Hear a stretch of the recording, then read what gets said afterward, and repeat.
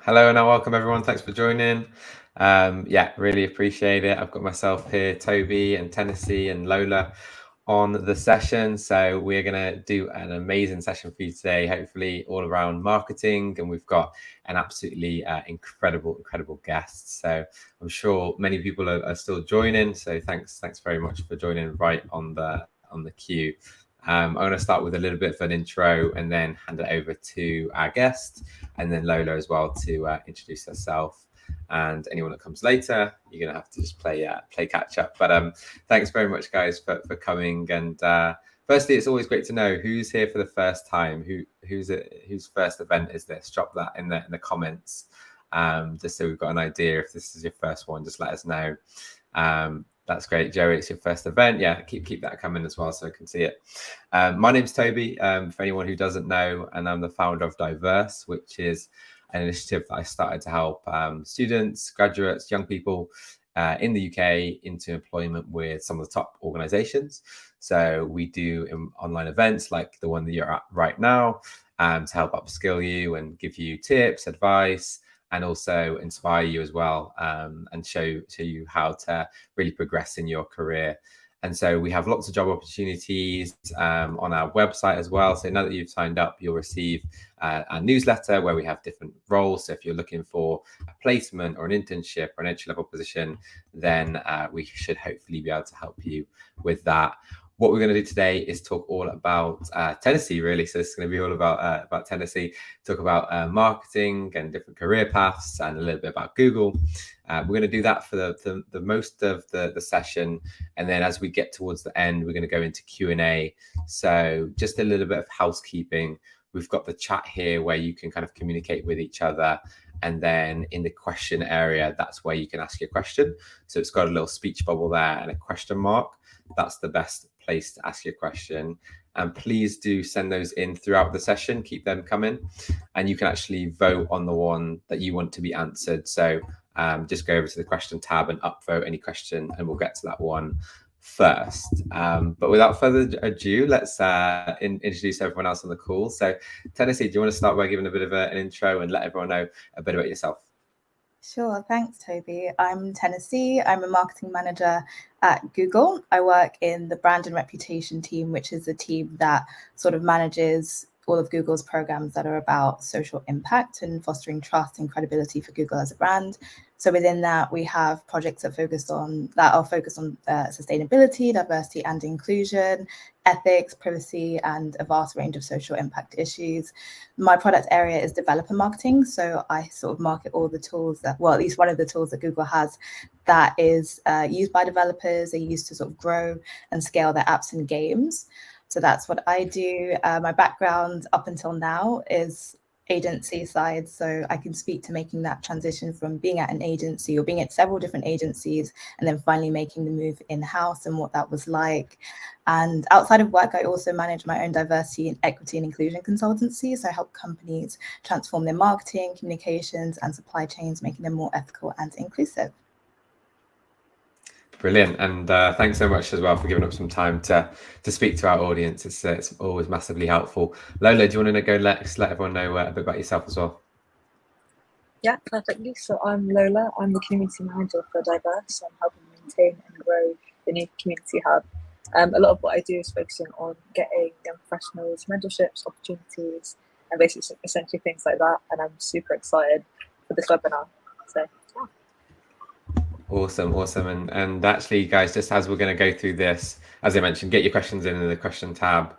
In the comments, let me know where you're based as well, so we can kind of make this super specific. Like, where are you in the UK or are you elsewhere? Just drop that into the chat and let us know. But yeah, to kick things off, Tennessee, let's start with Google and your experience there. So what is it like working at Google? I think that's the first question that's probably going to be on everyone's lips. It's something that you probably hear a lot about and think a lot about, and there's even a movie about working at Google. So why don't you tell us a little bit about your experience there so far?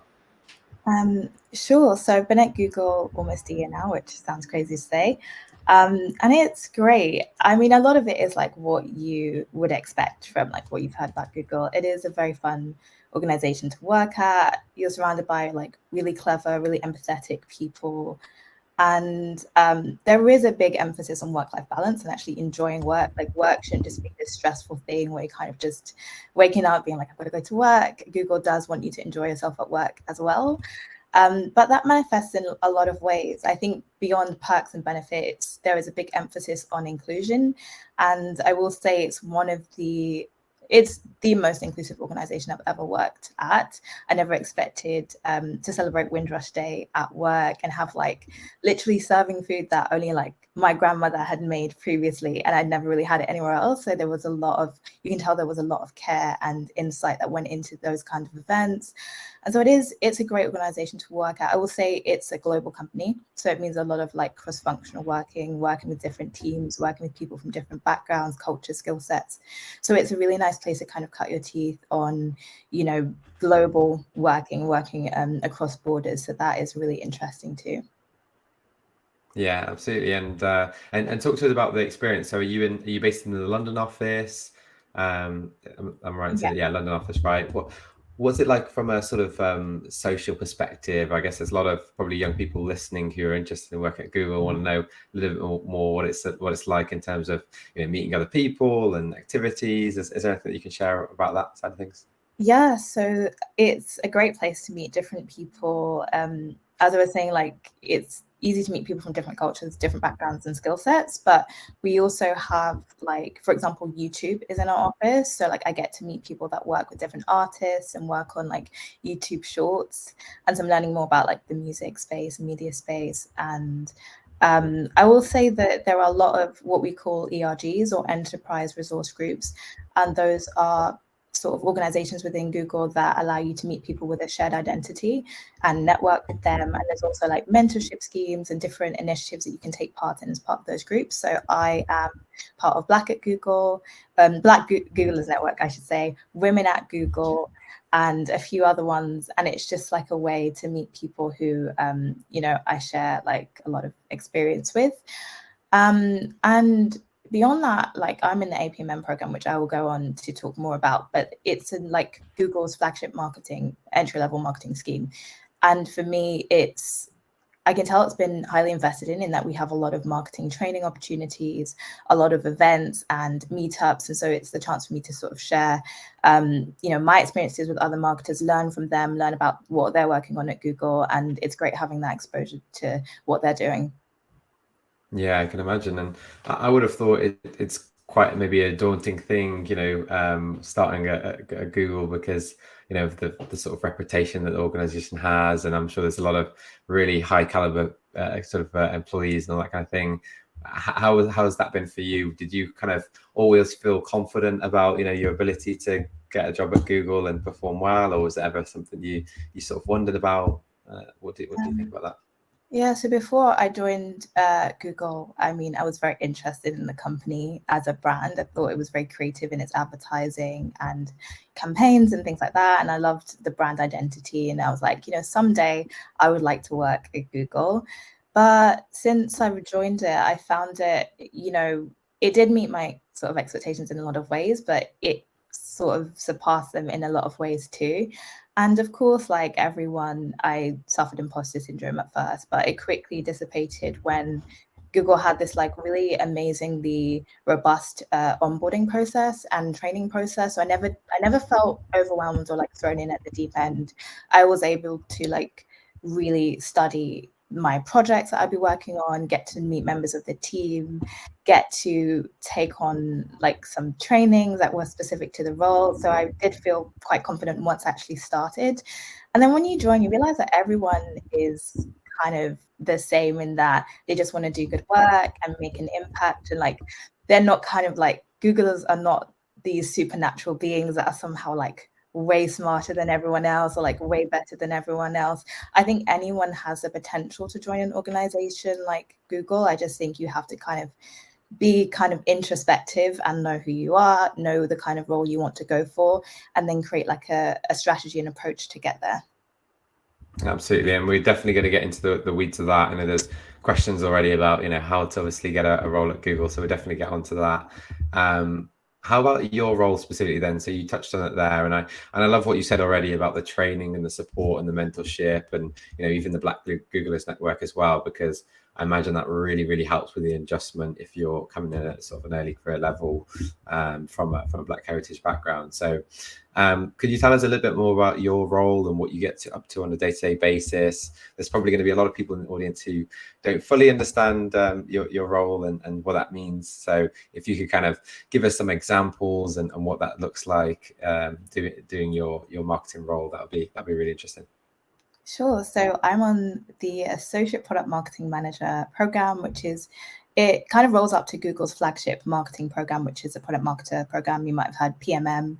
And it is kind of Google's main program for marketers. And having said that, it's quite broad. So there are people on the program that specialize in social media. There are people that specialize in measurement and analytics, people that only handle brand and reputation stuff, which is what I do. So it's a great fit for you, no matter like what your skill set is. If you're more analytical, if you're more creative, if you're a designer, it's something that you can do and work in.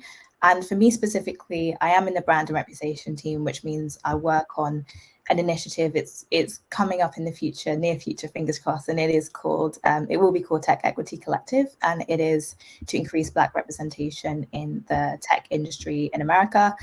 Currently, the number of Black people in tech is quite limited, and that's for a lot of reasons: lacking access to training, education, resources, social capital, funding.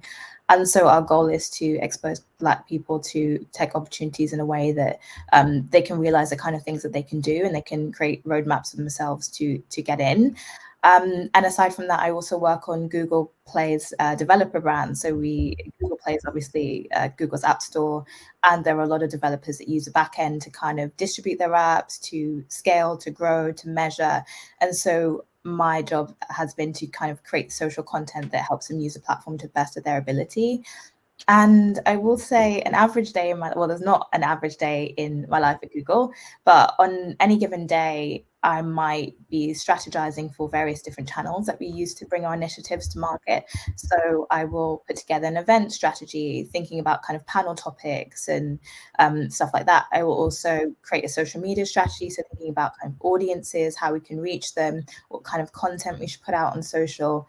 Also PR, I work a lot with our PR person to craft content that we will pitch to press. So it is quite varied. I'll say if you like a broad overview of marketing, so for my role in particular, if you're not keen to be a specialist in anything, but you like that integrated approach, you like very high level thinking, I would say that brand and reputation is definitely the kind of team you want to join.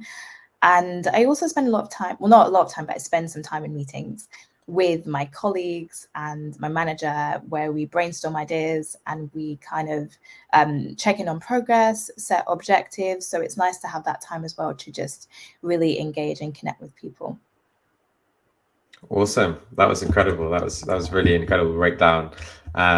Lots to dive into there, I think. So for example, just to make it even more real for everyone listening. So if we take this sort of Google Play experience that you have, in your sort of position as focused on brand and reputation, what part do you sort of play? So in a meeting, what hat are you wearing? Is it, what can and can't happen with the Google brand, or is it around the messaging? How do you sort of, if you imagine you're in a meeting, what's your sort of lens that everyone's looking towards you for your perspective on? Yeah, I think quite a few different things. So obviously knowing the user, whether it is someone who is an established developer or at a small company or at a big company, or maybe someone who hasn't even written a line of code or never worked in a tech company before, just knowing where they're coming from, their perspective. So it tends to bring a lot of insight. And also channel specific insight too. So I come from a digital marketing background.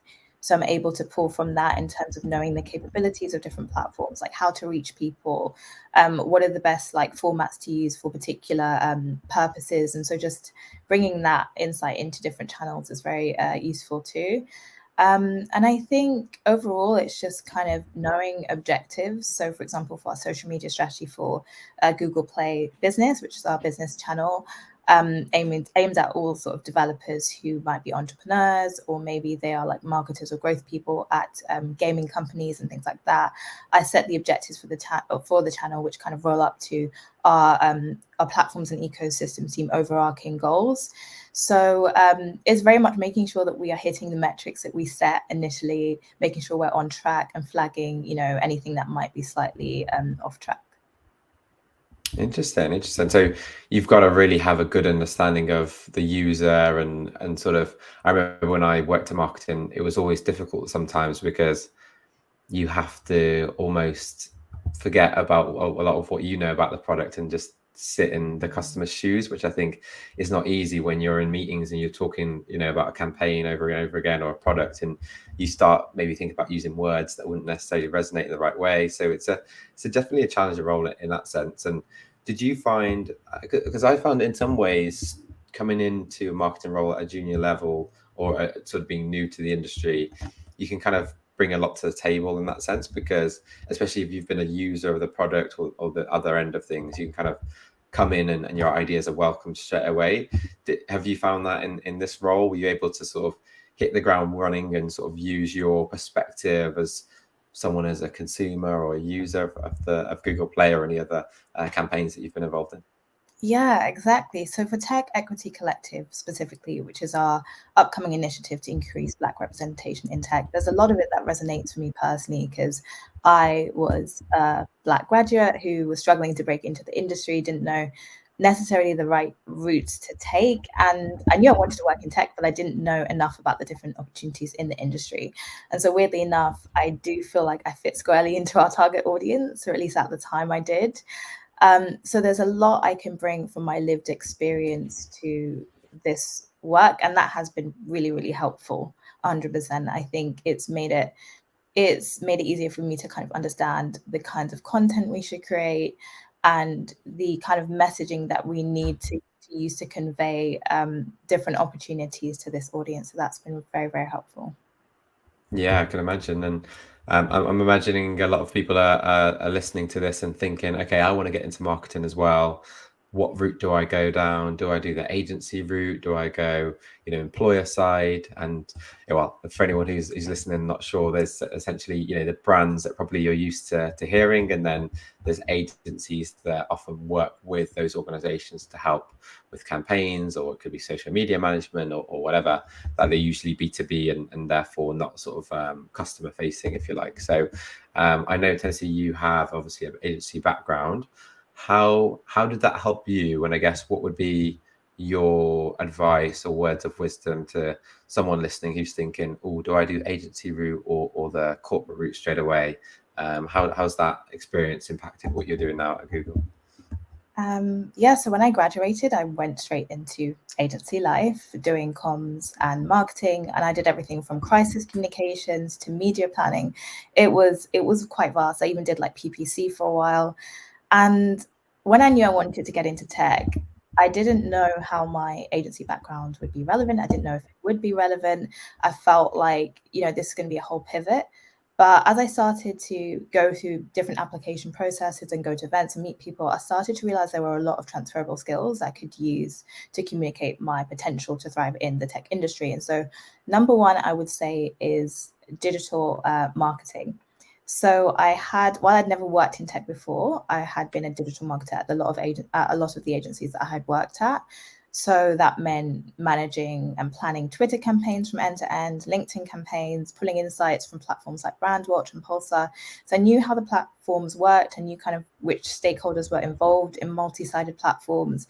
And that was something that I could really convey in my interviews with Google and say, while I've not been in tech, I have worked with tech platforms. I know how they work. I know which audiences were involved and how to reach them. And it made a lot of sense, because Google is obviously this very innovative tech company, but at its core, it is a marketing company, right? That's what it does. That's what it does for businesses. So I was able to create those synergies. And I think another area was social impact as well. So like one of my last agencies was an agency that focused purely on social impact campaigns. So they didn't do anything else. It was all like sustainability, diversity and inclusion, and, community engagement, youth activism. And it was my first experience within that kind of comms organization. And what I started to realize is, like, tech companies, like every other company now, are living in this incredibly socially conscious world and have to have a stake in these conversations, have to be able to take action on social impact issues.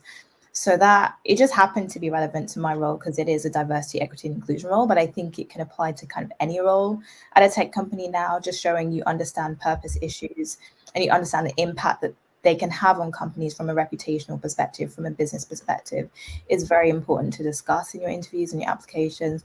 And then I would say finally, clients. So if you have had any tech clients previously, I think that can be really great to draw from. So I had worked on TikTok and a couple of fintech clients, and actually Google was my client in my last agency too, so I was able to talk about that.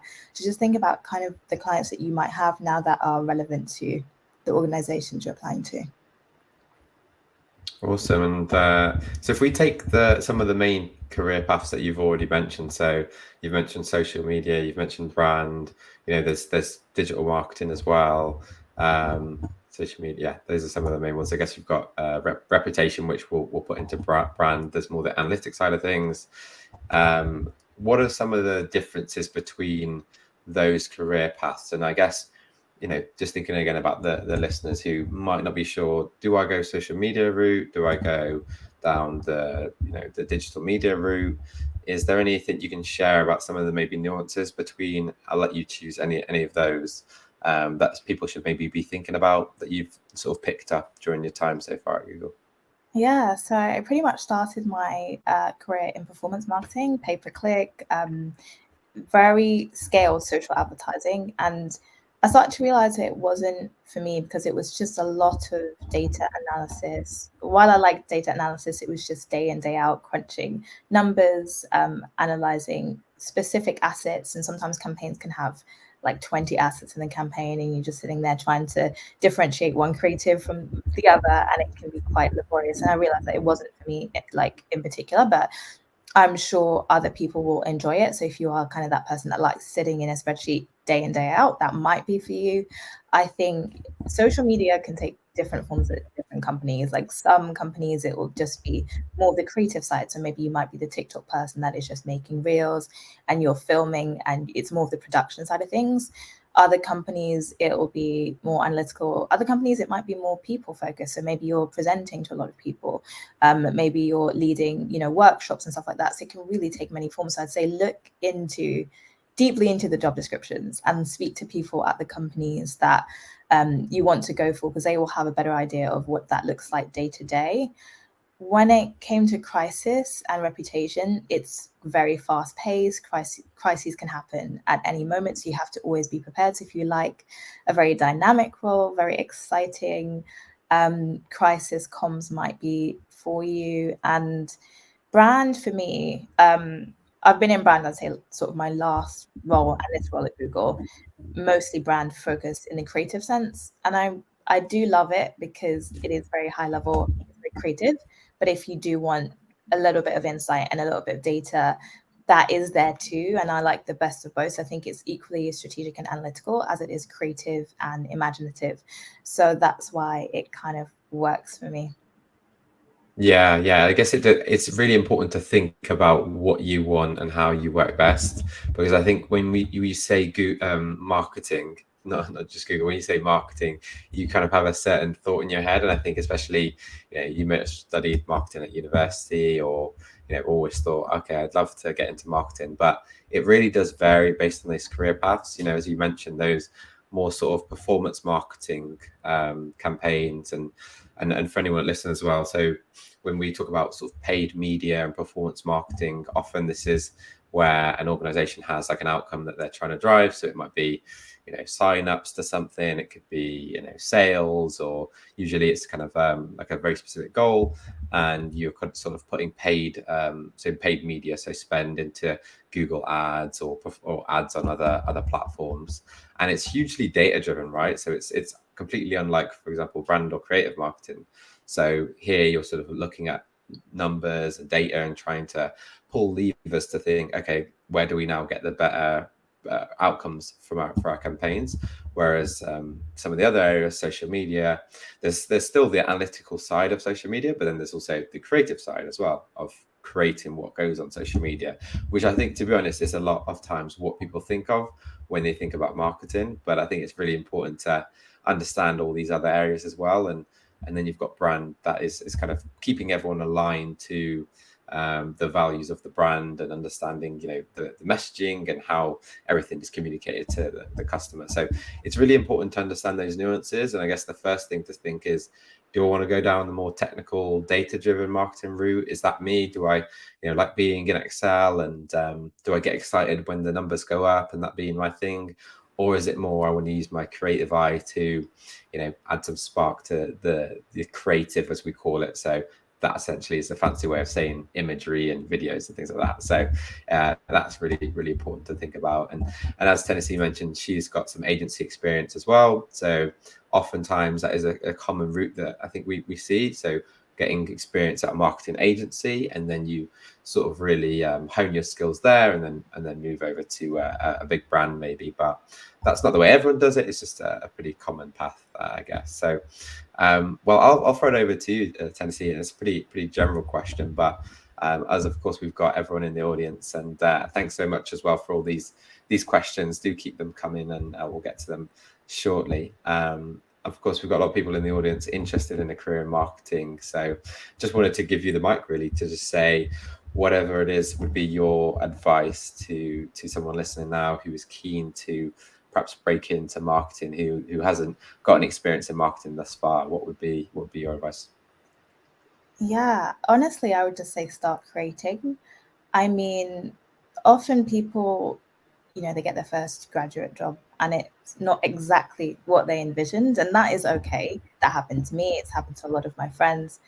And I think while you are, seeking out a role that is more suited to you or suited to your skill sets and your overall career goals, I think it's important to not sit around and wait for the perfect offer to come along, but to just keep creating in the meantime. So for me, it was writing editorials. So while I didn't maintain my own blog, I was part of a lot of networks, and I would write blogs for like UK Black Comms Network, and I would write for my university's blog. And it was a way for me to sort of create a portfolio about topics that I was interested in, which I could attach to applications, and I could, write on my CV as, this is kind of work experience I created for myself. And I think that intuition really appeals to recruiters and hiring managers.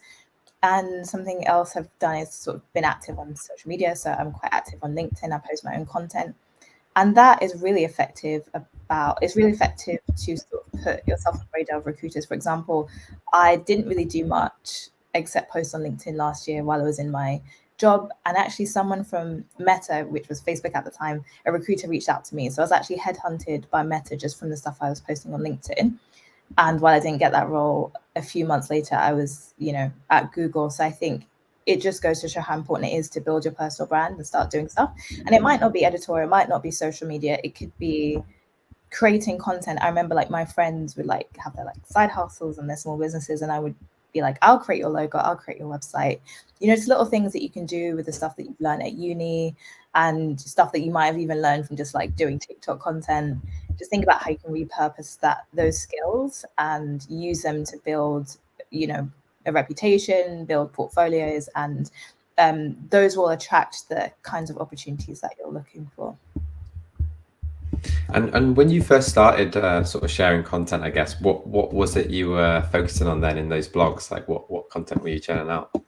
So I'm quite commercially aware, so I'd set up my Google alerts for different social media related topics. So I wrote about Twitter Spaces, for example, when it first launched, and what I thought that meant for Clubhouse, and why I thought Twitter was creating that feature. And I'd write about, like, at my university, I wrote like my experience at the university, why I chose the program, what I've been doing with the program since I graduated. So anything that feels authentic for you. If you want to share stuff that you've learned at uni, it might be marketing tips. You can do that as well on social. So it really is up to you, but just make sure that you're kind of tailoring it to potential opportunities that you want to go for in the future. Absolutely. And I think especially on LinkedIn as well. And the thing I think a lot of people will think when you say that is, they're probably a bit daunted by the idea of sharing and posting. But I think you just need to get over that initial, I share this and no one liked it. And the thing that helps me, because that happens to me sometimes, it's happened to me before. The good thing about social media is if you don't get any engagement, pretty much no one sees it anyway. So it's kind of like you got to start somewhere, I guess. And then once you're doing it regularly, you kind of get a favorable sort of push, I guess, from the algorithm when you're like a regular user of any platform, because that platform wants to surface good content to their audience. So I think, yeah, that's really good advice for anyone who's listening, who is maybe applying to lots of marketing roles but not hearing back. You can kind of go out there and do your own thing, first of all, to almost hone your own marketing skills. So, if it's paid media, you can put a few pounds together and do some ads on Instagram, or, create content on LinkedIn or Twitter or YouTube. And even if you get no traction, I think the intent really matters, because it kind of just shows the type of person you are. So when it comes to interviews and applications, there's a lot more to talk about, right? Because you can kind of show what you've done already. Yeah, I think that's really good advice. Yeah, brilliant. So shall we go to? I've got a few more questions, but maybe we should dip into some of these questions from the audience and see what everyone wants to know. Lola, do you want to start pulling some of these out and send them over to Tennessee? Yeah, give me 1 second. So the first one is, can you hear me all good? Yeah, all good. Go for it. Okay, perfect. So the first one is from Dartel, and it's, what does Google as an employer look for in a prospective employee? Okay, so that was, what does Google look for as a company in... What does Google as an employer look for in like a prospective employee? Yes, it's quite broad, and you can find this more specifically on the careers website. But essentially, I would say an understanding of tech and innovation. It's an internet company, so just an interest in tech and innovation. I think skills with collaboration. So I work cross-functionally a lot. I do not ever work in a silo. I don't think I've ever worked on a document by myself. Although if I do want to take ownership of a particular piece of work, I can do that. But mostly it is, running something by PR, running something by our social media team. So it's very collaborative. So if you like working with other people, learning from other people, sharing your perspective with others, I think that is something that shines through as well. And third thing, I basically mentioned this the whole session, but it's an understanding of values and caring about issues that affect communities, issues that affect, employees, investors, other stakeholders. And these are kind of the obvious ones, like sustainability problems and issues around inclusion and equity and economic opportunity, and the fact that we live in a world where a lot of people are advocating for things and activists about things. So just knowing that overarching context and understanding it and caring about it is something that will hold you in good stead if you decide to apply for Google. Yeah, that's brilliant, and I think I've also heard that there's sort of such thing as a Googleness. Is that essentially what that means? All of those things wrapped up into one. I've sort of heard that in a Google interview they sort of think, okay, is this what level of Googliness do we have here? Is that what they're sort of referring to? Yeah, exactly. I would say that. I feel like Googliness is hard to define. At least I feel that way, but I'm sure Google has their robust process for making sure it's equitable and they're measuring people on the same standards. But for me, I think it's just, caring about people, caring about the user, caring about your colleagues, being empathetic, being intelligent and curious and wanting to challenge things, wanting to do things differently when it's needed. And just, being open to ambiguity. We thrive under ambiguity a lot, I would say, Googlers. We don't always have to have all the answers, but we do seek out the best way to go about solving problems. And I think that is something that is the same across the board. And it's a very interesting concept. As I was saying before, I do not think it's impossible. I do not think we're supernatural beings. I think anyone has the potential to become a Googler. I think it's all about finding the opportunity that kind of suits you, because there is a vast array of different things you can do at Google. Like, I work with people who are like, yes, they're engineers, people are product managers, people are in comms and PR and sort of marketing adjacent roles too. So whatever you're doing at an agency, whatever you're doing at a smaller company, you can definitely do that at Google. So I do think Googleness is just being curious and being open and wanting to do your best day in, day out. I love that. I love that. I think you've shared so much really great wisdom with us. But I think one of the most important things you've said really is really that you know, demystifying, you know, this idea of you know, as you said, sort of supernatural beings at Google. So it's kind of, you know, if you are listening, you know, if as long as you do take on board a lot of what Tennessee's sharing, you know, you can definitely go out and there and do that as well. So Lola, I'll let you pull out the next question, and I'll ask a follow up. But why don't you pull out the next one? So the next one's from Rama, and it's, I would like to know the best way to get the attention of recruiters from Google. That's a really good question. I mean, I wish I knew. I mean, I have a hunch it's around personal branding. And so whatever is in your CV, that should match your socials, which should match your website if you have one. Just keeping it consistent and knowing there are particular areas that you're interested in and passionate about, and making sure you're communicating that across any sort of touch point that a recruiter might have with you.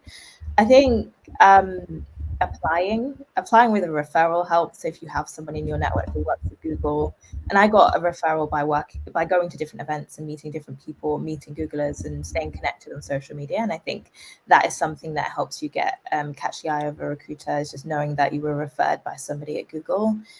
And I think also, like, you will have a recruiter screening if you get to that stage after you apply.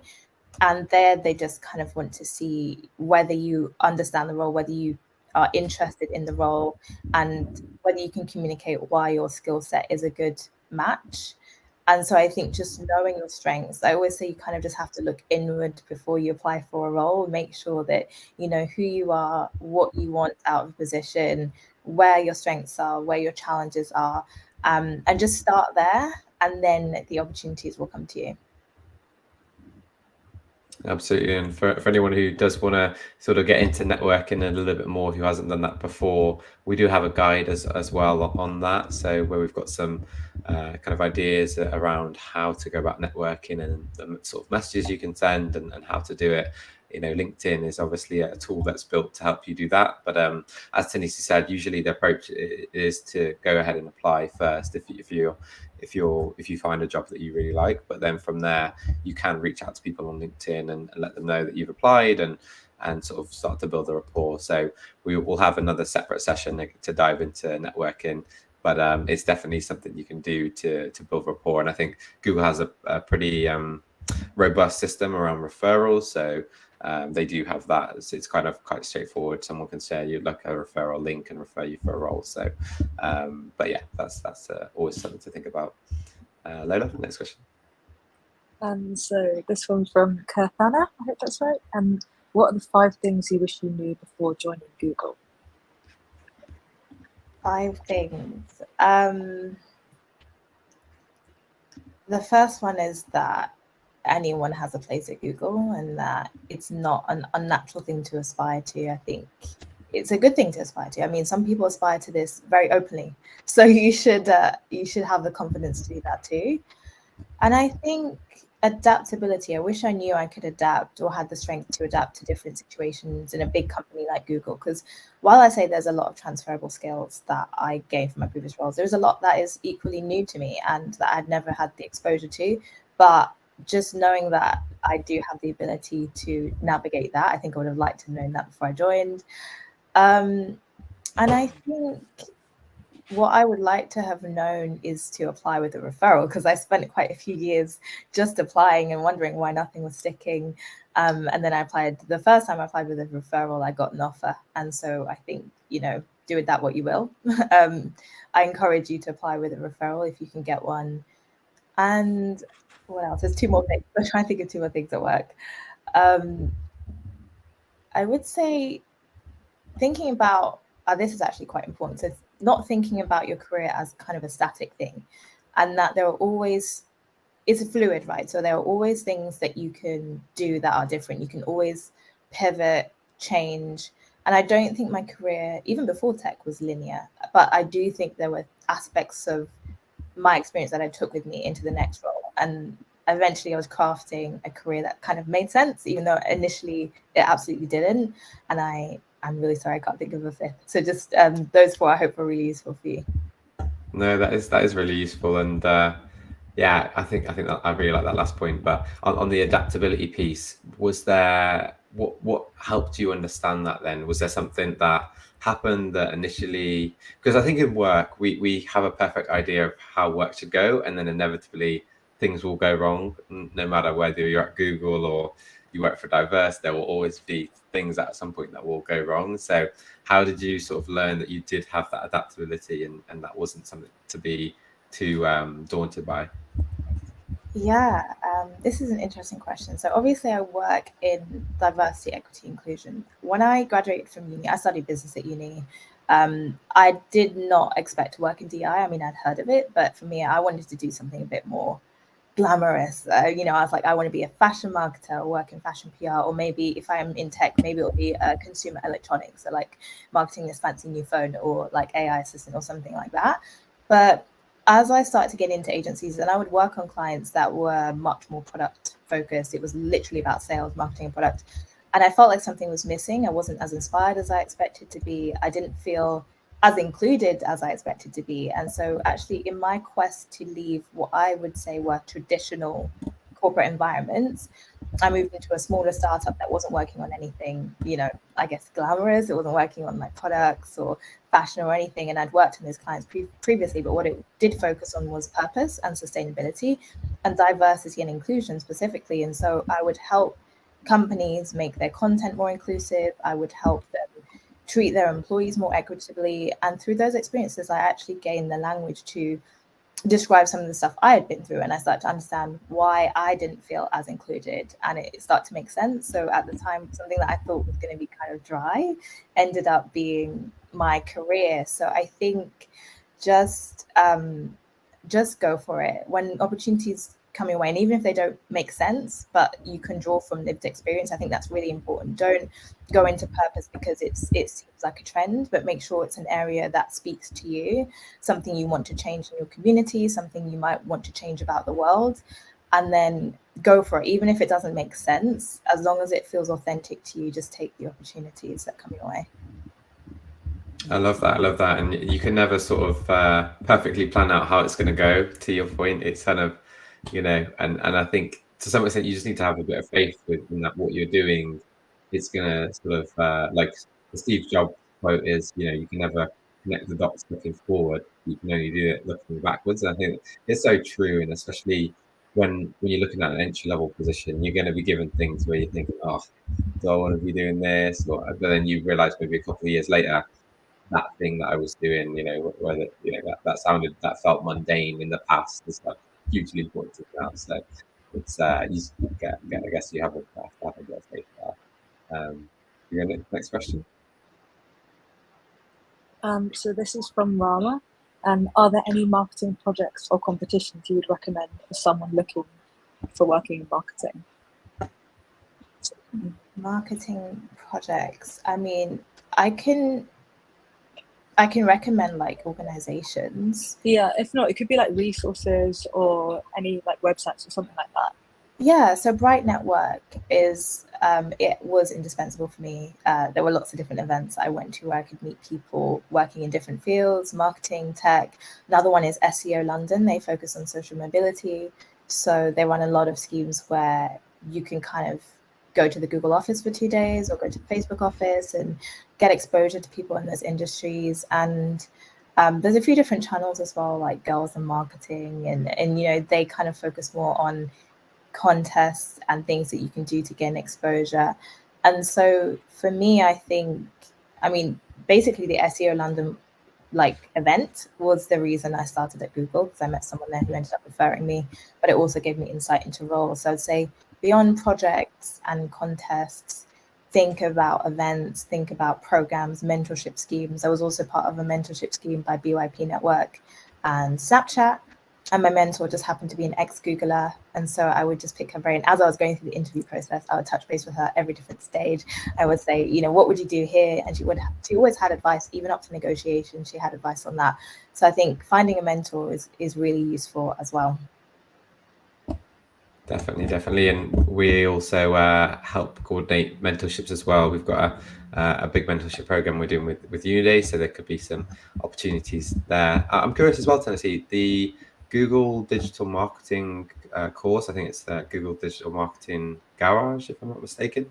Is that something you've used or would recommend? Or Yeah, so I did do the digital marketing garage many years ago, but Google since then, I know Grow with Google has these career certificates now, and I think one of them is in digital marketing, and for that you can spend like, I don't know, 3 to 6 months just in your spare time learning about different types of marketing, SEO, PPC, social media, website. And so and these are free resources, I have to mention. They're either free or subsidized or, very affordable resources.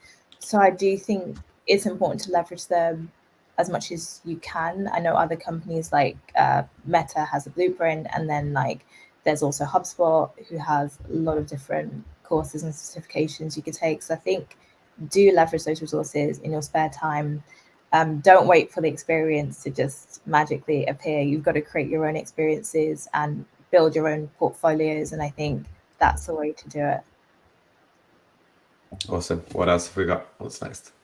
I think what you said kind of also interlinks with this next question from Andrew, but it's, as someone with no experience, no marketing education, what would be the best way to achieve a marketing role in Google or in general?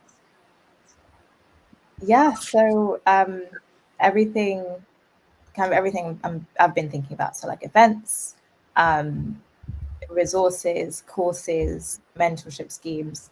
But I think also just remembering that your degree major doesn't have to define you. I did business. I probably had maybe 2 courses in marketing, if that.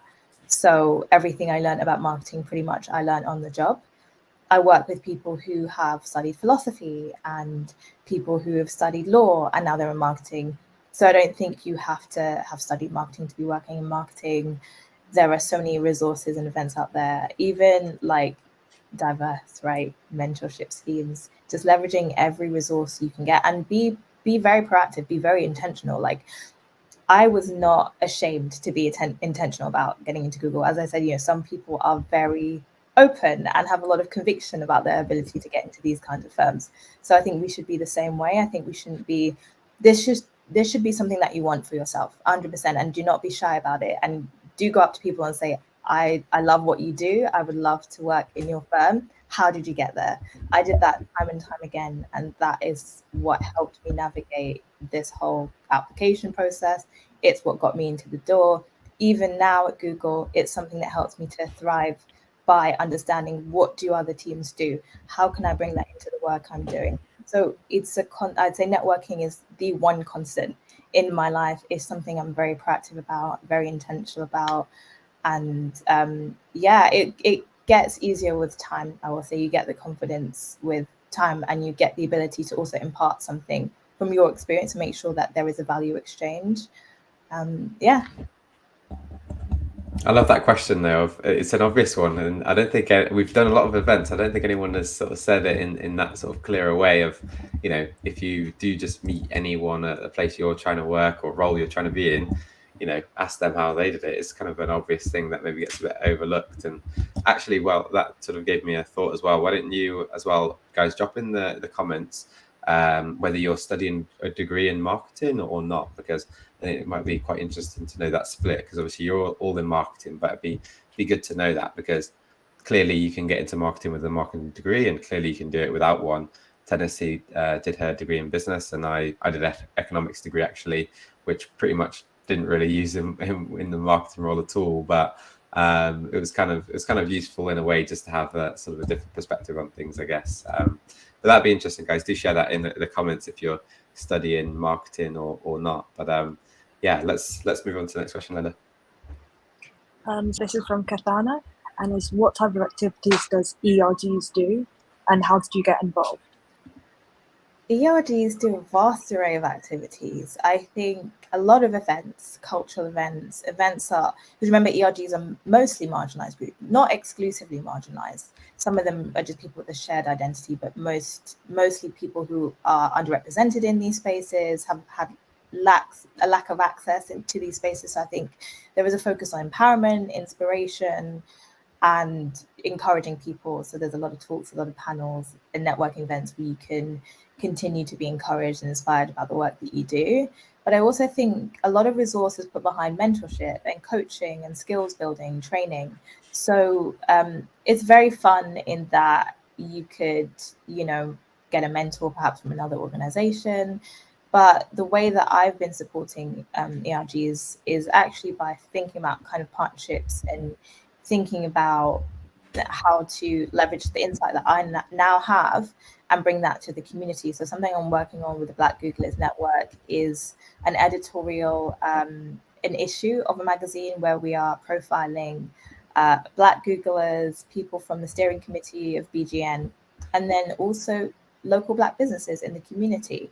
And that's really fulfilling for me because I'm able to connect the dots between what I'm doing now and the impact that I can have on the community outside of Google, so externally. So I think there's a big array of things you can do with ERGs through ERGs. I think you can support them, but you can equally be supported by them. So I do highly encourage, if you get into a tech company, do join as many as you can that, connect with you and you feel like you can impart something to those groups, because a lot of them thrive off volunteers. So it's great if you do want to get involved in something like that.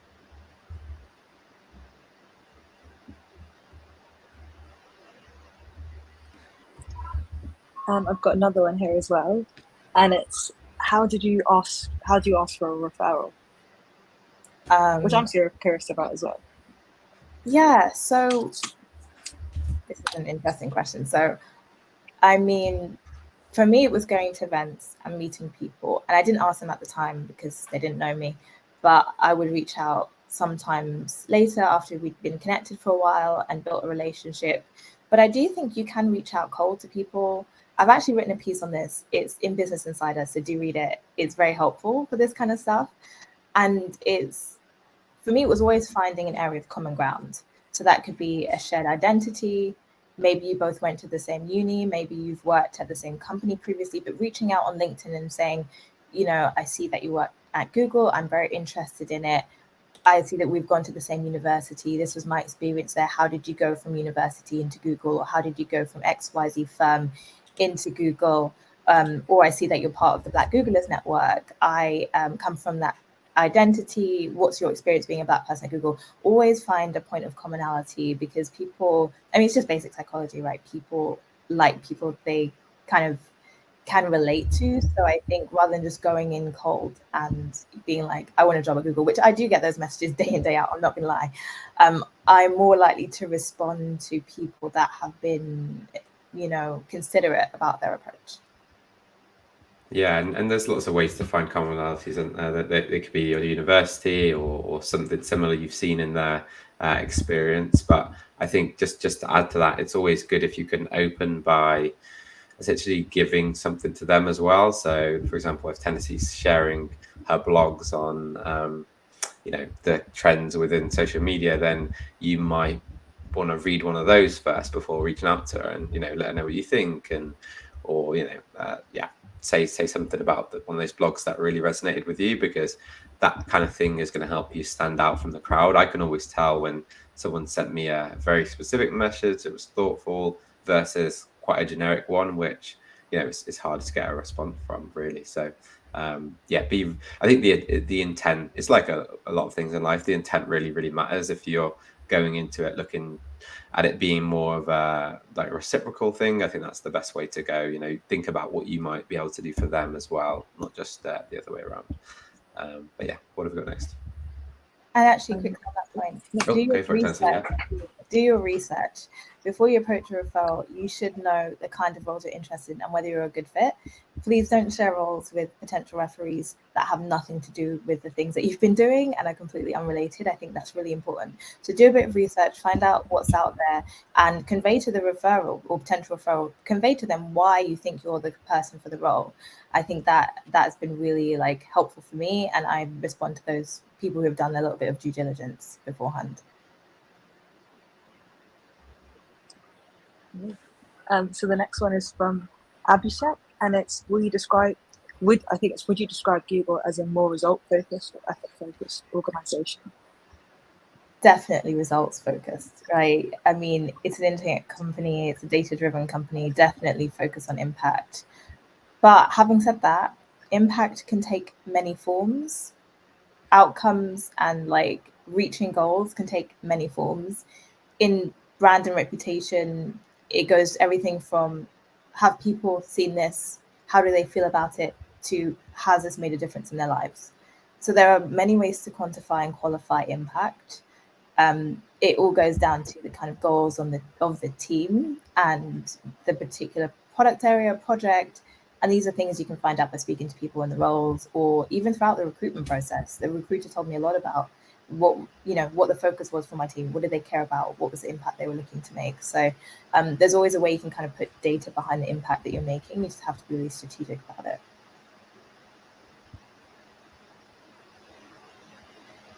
Amazing.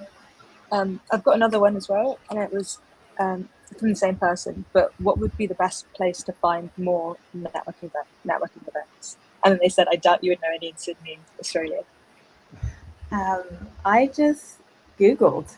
I Googled like networking events in my area, or marketing events, and follow brands on LinkedIn as well. If you're interested in working at a company, follow them on LinkedIn, follow them on Twitter, Instagram, because they often post about events and seminars that they have coming up.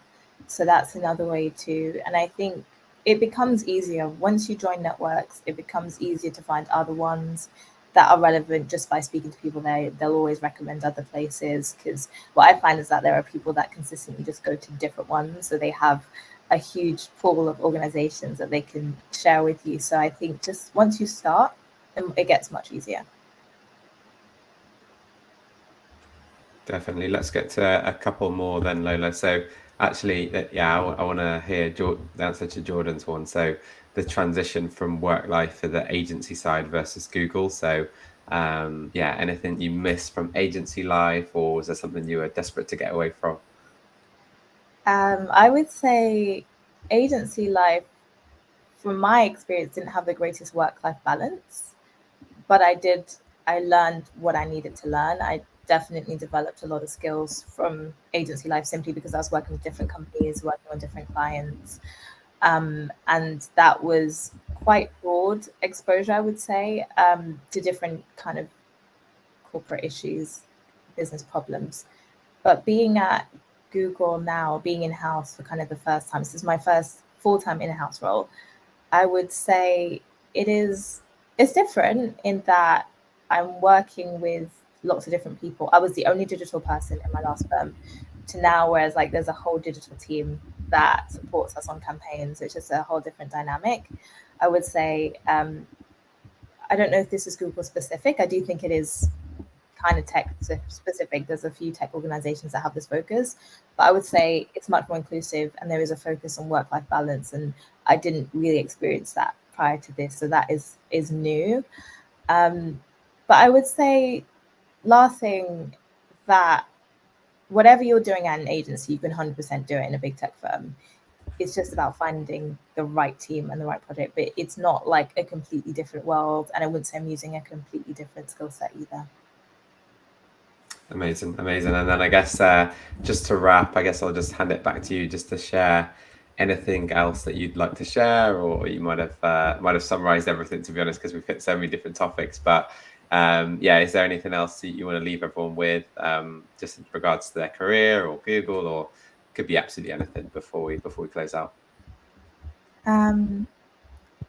So overall, I would say marketing is this very vast industry, and there's so many different options out there, and a lot of it can get confusing, especially if you haven't tried a lot out and you have limited experience. So I just say, ask as many questions as you can and do as much research as you can on Google for events. And I think that will help you in navigating the industry and getting to the role that you want to be in. And it might not even be a role. It could be full-time entrepreneurship. It could be, there's lots of different things you can do. So, but you won't know that unless you get that exposure by meeting people. So I'd say join organizations, do go out there, do post on social media, even if it feels intimidating at first. I think all of that stuff helps. Incredible. Thanks so much, Tennessee, and everyone in the audience. I hope you really, really appreciated everything that was shared by Tennessee there. So I'm going to pop up a little poll just to find out what you all thought. I'm going to send it to you now, so it should be able to get to that poll. But we're also doing another session on Monday at 3 p.m. on banking. So we're going from marketing to banking. So not sure how many marketing people are interested in that, but do feel free to come along if you like. But I think that was really, really useful, and there was a lot there that is practical that you can go and put into place, and probably a lot as well to think about in terms of the right direction for you in terms of marketing. And there's definitely been a theme there of sort of pausing and understanding the right direction for you, building connections, making very tailored and specific applications, and also getting referrals if you can, and a rave review for Google there as well. So I think there's a lot there to love. And then just the last poll I'm going to put up as well is going to be around what sessions you want to see moving forward. So let us know if you want more employer sessions, more interview focused, or is it CVs you're struggling with? I'm going to ask you to let me know what you think there as well. So that one's going to come up in just a second.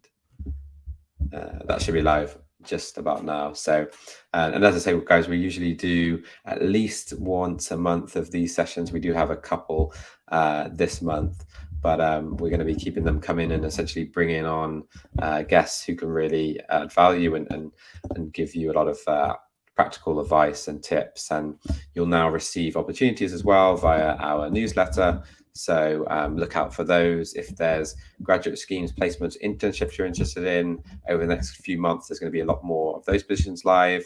Right now, there's quite a few entry-level positions if you've not gone to university or you've already graduated, and those are all in the UK as well. So thanks so much again, Tennessee. Really, really appreciate your help. And thanks, Lola, as well, for doing a great job there with the questions. The recording is going to get sent out straight after this. Once I click end broadcast, will all disappear, but you'll get the recording, so you can watch this back if you need to. And last thing to say would be best of luck in your career in marketing, and fingers crossed Tennessee is going to be seeing a few of you at Google one day very soon. Okay, awesome. Let's close out there. Thanks, everyone. Thank you. Thank you. Thanks, Tennessee.